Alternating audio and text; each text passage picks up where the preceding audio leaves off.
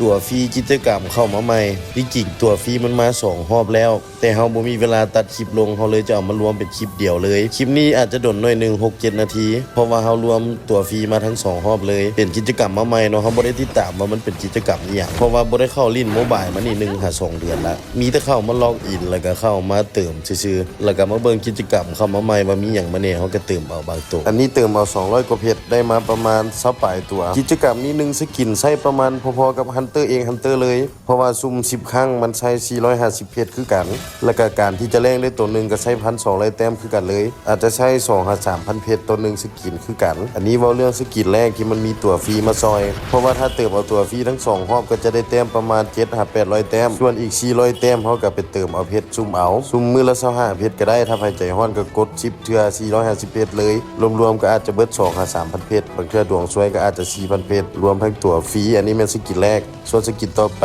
ก็น่าจะหมดประมาณ 6-7,000เพชรคือกับฮันเตอร์ฮันเตอร์เลยถ้าว่าบ่มีตัวฟรีมาซอยดนได้ลงคลิปเทื่อนึงบ่ค่อยมีเวลาว่างช่วงนี้เปิดห้านใหม่แน่เกมก็ฮ้อนบ่ได้เข้าลิ้นขึ้นเทพแล้วก็บ่ได้ลิ้นเลยลิ้นไป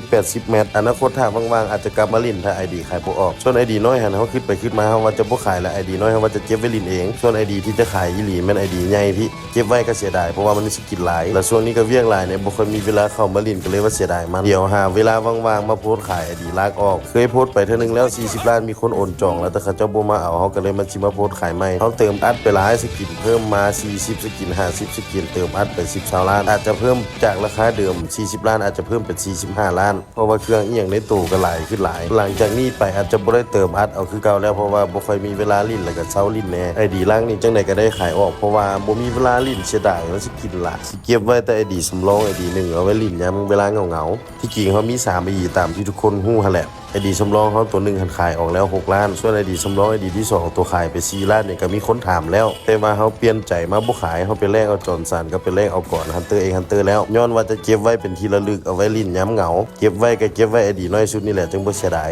ส่วน ID ลากเติมไป200กว่าล้านเกือบ300ล้านนี่เขาจะปล่อยออกย้อนไปให้คนอื่นสานต่อจึงบ่รู้สึกเสียดายมันถ้าปาทิ่มไว้ละล่ะมี 2-3 เทื่อที่เฮาเซาลิ้นไปแบบนี้แหละเฮาก็เสียดายมันเพราะว่าเฮาเติมไปหลายใจนึงก็ย่านลืมรหัสใจนึงก็ย่านกลับเข้ามาคืนบ่ได้แต่คนที่ซื้อไปบ่ต้องห่วงอีเมลเฮาผูกกับอีเมลตัวเองแล้วก็ Facebook ตัวเอง TikTok ตัวเองทั้งหมดเลยถ้าเป็นไผซื้อไปก็มีแต่มาเปลี่ยนเอานํกันตัวจริงก็ได้หรือว่าส่งเมลมาให้เปลี่ยนเมลให้แล้วสิยกเลิก Facebook กับ TikTok ออกให้ก็ได้ให้ห่วงโลดซื้อนํเฮาเติมเกมเฮาก็เติมผ่านตะคูด้าสอบกับตัวเกมโดยตรงบ่ต้องย่านเรื่องเพจติดลบหรือ ID ถูกแบนหรือว่าไปโกงอีหยังต่างๆนอกจากว่าพวกคานสิเอาไปเฮ็ดเองแต่ก็คือสิบ่มีไผซื้อ ID แพงปานนี้ไปแล้วเอาไปใส่สูตรโกงหรือว่าไปเติมหานอกบางคนแฮงคักเว้าว่าคีโมเติมบ่ฮอดดอก2-300ล้านถ้าคนเติมแท้ๆหรือคนเคยเติมแท้ๆเขาเจ้าสิบ่เว้าแบบนี้แล้วก็มีเด็กน้อยจำพวกนึงที่มักว่าผู้ใดซื้อแม่นผู้นั้นโง่คนที่เขาเจ้ามีเงินซื้อ ID เกมระดับนี้เขาเจ้าบ่ได้โง่ถ้าเขาเจ้าโง่เขาเจ้าบ่มีเงินปานนั้น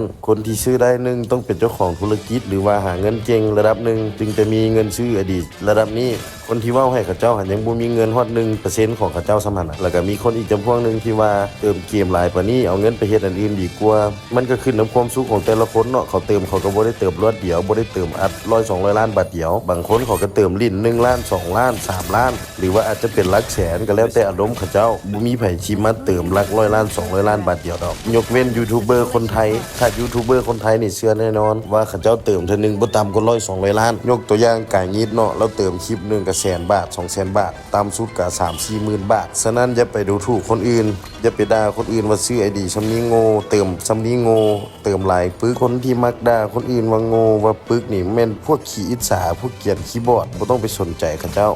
ยกเว้นคนที่มีเงินแต่บ่อยากเติมอันนั้นก็เป็นเรื่องความสุขของเขาเจ้าบ่ได้พัดพิงเขาเจ้าอันที่เว้านี่เว้าให้พวกมักขี้อิจฉามักด่าคนอื่นโลเลก็ง่ายๆก็เกลียดคีย์บอร์ดนั่นแหละเนาะเขาเจ้าเอิ้นหรือว่าสิเป็นคำคมเด็กน้อยคนเติมบ่เว้าคนเว้าบ่เติมแล้วก็สิมีอีกคำเว้านึงว่าคนบ่เติมบ่ฮู้คนที่เติมเท่านั้นจึงจะฮู้เจ้าฮู้ว่าสกินลีเจนด์ตัวนึงนี่ 3-4 ล้านเจ้าจึงได้สกินนึง 3-4 ล้านเด้อบ่แม่น30 ล้านบางคนว่า30 ล้านพุ่นน่ะเจ้าก็ฟังเว้าดีๆแน่สกินลีเจนด์ตัวนึง30 ล้านข้อยก็บ่เติมสำหรับ ให้ตีง่ายๆซะเนาะสกินลีเจนตัวหนึง3ล้าน10ตัวมันก็30ล้านละอันนั้นเว้าเรื่องคนดวงดีอีหลีจึงได้ในราคา3ล้านเพราะว่า3ล้านเดี๋ยวนี้มันก็ได้บ่ฮอด10,000เพชรซ้ำปกติแล้วลีเจนถ้าจะได้มัน1สกินต้องใช้เพชรประมาณ 12,000 หา 15,000 เพชรเว้าง่ายๆถ้าคนดวงบ่ดีคือข่อยนี่ก็ใช้บ่ต่ำก่อน4ล้านต่อ1สกินคลิปนี้ก็บ่มีหยังหลายเนาะเบื่อสังคมท็อกซิกแน่ก็เลยว่าเซาลิ้นครับบ่อยากเฮ็ดคลิปลงก็ย้อนพวกแนวนี้แน่พอแล้วสำหรับคลิปนี้เว้ายาวแล้วกับเรื่องพวกเด็กน้อยเขียนคีย์บอร์ดจักหน่อยคนเบิ่งสิอยากเซาเบิ่ง